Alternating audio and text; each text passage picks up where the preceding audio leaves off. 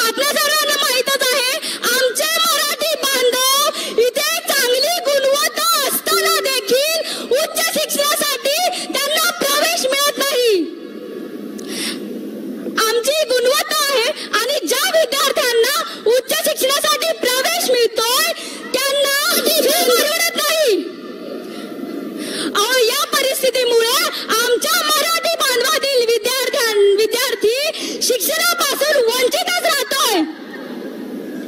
आम्हाला शिक्षणात आरक्षण नाही, नोकऱ्यांमध्ये आरक्षण नाही, त्यामुळे आमच्या समाजातील मुला मुलींच्या लग्नात देखील अडसर निर्माण होत आहे।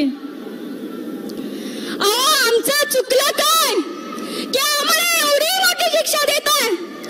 आमच्यात गुणवत्ता असतानाही आम्हाला ऍडमिशन नाही मिळत आणि ज्या विद्यार्थ्यांमध्ये गुणवत्ता देखील नाहीये, ज्या विद्यार्थ्यांना 60-70% मिळतात, ज्यांना त्या क्षेत्रात आवड देखील नाहीये, फक्त आणि फक्त त्यांच्या गरजेमुळे उच्च शिक्षणाला ऍडमिशन घेतात, त्या विद्यार्थ्यांकडून काय अपेक्षा ठेवणार? कशी होणार आपल्या समाजाची प्रगती? सांगा ना, कशी होणार आपल्या समाजाची प्रगती? त्या विद्यार्थी लोकशाही म्हणजे काय? तर लोकशाही म्हणजे सर्वांना समान अधिकार। आपण या लोकशाही राज्यात चाललंय काय? सांगा ना, कशी मराठी विद्यार्थ्यांना इतरांच्या बरोबरीने हक्क अधिकार का नाही समान मिळत? आमचा गुन्हा तरी काय आहे?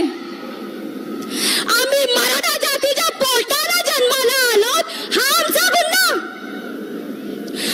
पूर्वी आर्थिक विषमता नष्ट व्हावी म्हणून आरक्षणे दिली गेलीत, तेव्हा आम्ही विरोध केला का? नाही ना। मग आज जेव्हा आमच्यावर आरक्षणाची वेळ येते तेव्हा हे सर्व विरोध का? आम्ही काय गुन्हा केला आहे? आम्हाला पण कुठेतरी न्याय मिळाला पाहिजे, आम्हाला तरी कुठेतरी आरक्षण मिळालं पाहिजे, जेणेकरून आम्ही मराठा समाजातील विद्यार्थी उच्च शिक्षण घेऊ शकू।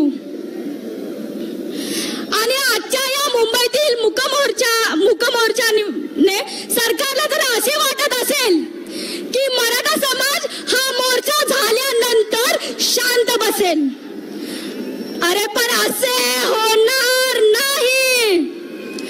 आम्ही आमचा हक्क अधिकार घेतल्याशिवाय गप्प बसणार नाही।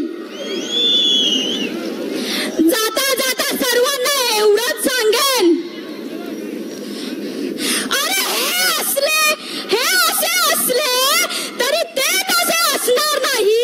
दिवस उद्याचा येत आहे, तो घरी बसणार नाही। छान झाला, दांभिकांची पंढरी उद्ध्वस्त झाली, वाचा दिंडी आता एकही निघणार नाही, कारण आता हे असे असले तरी ते तसे असणार नाही आणि दिवस उद्याचा येत आहे, मी घरी बसणार नाही। जय जिजाऊ, जय शिवराय। धन्यवाद।